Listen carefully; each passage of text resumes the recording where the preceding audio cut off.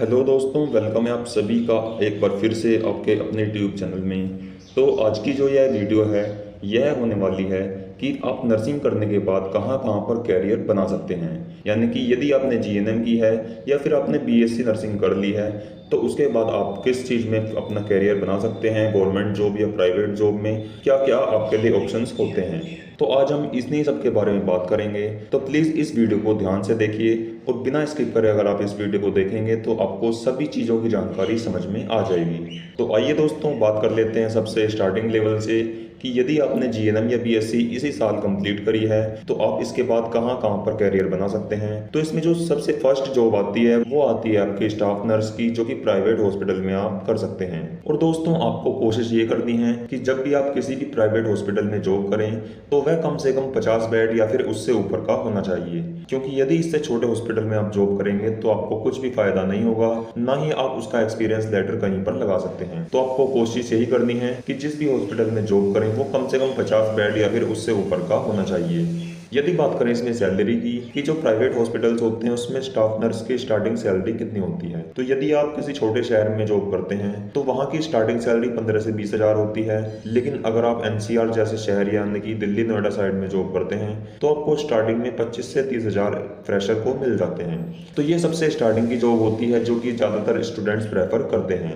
Next job है इसके बाद आपकी गवर्नमेंट जॉब है जो कि स्टाफ नर्स की होती है यूपी एनएचएम, यानी कि सभी स्टेट की अलग अलग नेशनल हेल्थ मिशन की स्टाफ नर्स के लिए जॉब निकाली जाती हैं, जिनके लिए जो एज होती है वो 21 से 40 वर्ष के बीच होनी चाहिए, तभी आप उसमें अप्लाई कर सकते हैं। इसका एक छोटा सा एग्जाम कंडक्ट कराया जाता है। यदि आप उस एग्जाम को क्लियर कर लेते हैं तो आप स्टाफ नर्स एनएचएम में बन जाते हैं। तो ये दोनों जॉब स्टाफ नर्स की थी जो कि एक प्राइवेट हॉस्पिटल्स में थी और एक गवर्नमेंट हॉस्पिटल्स में। नेक्स्ट जो आपके लिए है वो है कम्युनिटी हेल्थ ऑफिसर यानी कि सीएचओ, जो कि आप भली भांति जानते होंगे। तो साथियों इसके लिए जो आपकी एज क्राइटेरिया है वो मैक्सिमम 35 साल है और इसमें कैटेगरी वाइज आपको अलग अलग छूट भी दी जाती है। 3 से 5 साल तक की आपको कैटेगरी वाइज इसमें छूट मिल जाएगी। अगर इसकी हम सैलरी की बात करें सीएचओ की तो इसमें 20,500 आपका बेसिक पे स्केल होता है और इसके अलावा 15,000 रुपये आपके परफॉर्मेंस बेस्ड इंसेंटिव्स के होते हैं, जो कि आपको काम के अकॉर्डिंग आपके मिलते हैं। यदि आपको सीएचओ में अप्लाई करना है तो आप जीएनएम के बाद 1 साल का एक्सपीरियंस लेकर तब अप्लाई कर सकते हैं, और यदि आप बीएससी नर्सिंग के कैंडिडेट हैं तो आप कंप्लीट होने के तुरंत बाद इसमें अप्लाई कर सकते हैं। तो ये आपका सीएचओ का क्राइटेरिया होता है। इसमें आपका एक एग्जाम कंडक्ट कराया जाता है, उसके बाद आप इसमें ज्वाइन कर सकते हैं। तो साथियों ये यहाँ पर आपकी जो जॉब थी ये आपकी स्टाफ नर्स की और कम्युनिटी हेल्थ ऑफिसर की थी। अब हम बात करते हैं नर्सिंग ऑफिसर के लिए, यानी कि यदि आपका सपना है कि नर्सिंग ऑफिसर आप बने और अपने सपनों को पूरा करें। इसमें खास बात ये रहती है कि nursing officer all India rank की जॉब होती है, लेकिन इसके लिए आपको थोड़ी मेहनत भी ज़्यादा करनी होगी, क्योंकि इसके सिलेक्शन के लिए जो एग्ज़ाम होता है वो काफ़ी टफ होता है, जो कि आपको क्लियर करना पड़ेगा, तभी आप इसमें ज्वाइन कर सकते हैं। तो यदि आप जीएनएम के कैंडिडेट हैं तो आप जीएनएम के बाद 2 साल का एक्सपीरियंस लेना होगा आपको, उसके बाद ही आप इसमें अप्लाई कर सकते हैं। और यदि आप बीएससी नर्सिंग के कैंडिडेट हैं तो आफ्टर बीएससी आप डायरेक्ट इसमें अप्लाई कर सकते हैं।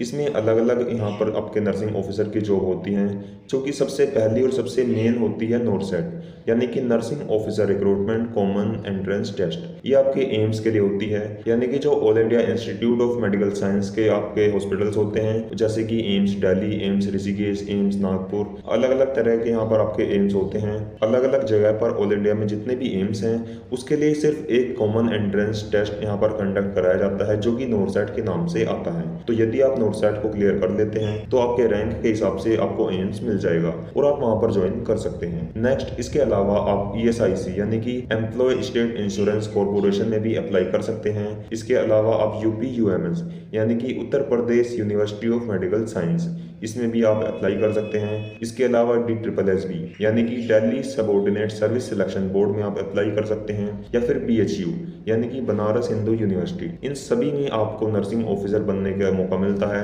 तो इन सभी एग्जाम को देकर आप नर्सिंग ऑफिसर बन सकते हैं। तो साथियों ये जितनी भी जॉब्स मैंने आपको बताई हैं ये सभी क्लिनिकल्स जॉब हैं, यानी कि हॉस्पिटल के अंदर अगर आप ज्वाइन करना चाहते हैं तो आप जीएनएम और बीएससी नर्सिंग करने के बाद इन्हें ज्वाइन कर सकते हैं, लेकिन इनके लिए आपको एग्जाम की तैयारी भी करनी होगी, तभी आप इनमें ज्वाइन कर पाएंगे। और सबसे खास बात आपके नर्सिंग ऑफिसर में ये रहती है कि आपकी जो सैलरी रहती है वो 75,000 प्लस आपकी सैलरी यहाँ पर दी जाती है, जो कि काफ़ी अच्छी बात है। तो साथियों यदि आप ज्वाइन करना चाहते हैं तो आप इनके एग्जाम की तैयारी कर सकते हैं और आप इन्हें ज्वाइन कर सकते हैं। साथियों इस इसके बाद एक क्लिनिकल से अलग एक ऑप्शन आपके लिए होता है टीचिंग का। तो यदि आपने बीएससी नर्सिंग की हुई है तो ही आप टीचिंग कर सकते हैं। जीएनएम के बाद यदि आप टीचिंग करना चाहते हैं तो आपको पोस्ट बीएससी भी करनी पड़ेगी, तभी आप टीचिंग में एंट्री कर सकते हैं। साथियों, टीचिंग उनके लिए काफ़ी बेस्ट ऑप्शन है जो कि क्लिनिकल जॉब नहीं करना चाहते हैं या फिर पेशेंट को डायरेक्टली डील नहीं करना चाहते हैं। तो वे टीचिंग के थ्रू अपना नर्सिंग में कैरियर बना सकते हैं और काफ़ी अच्छी पोस्ट पर भी पहुंच सकते हैं। तो साथियों, ये थे काफ़ी आपके लिए ऑप्शंस कि यदि आपने नर्सिंग कर ली है तो उसके बाद आपको क्या करना चाहिए। यदि आप नर्सिंग कर रहे हैं तो भी आपके लिए काफ़ी बेनिफिट होने वाली है ये वीडियो, तो आप इन्हें जरूर अप्लाई करें और अपने सभी दोस्तों में जो कि नर्सिंग करना चाहते हैं या फिर नर्सिंग कर चुके हैं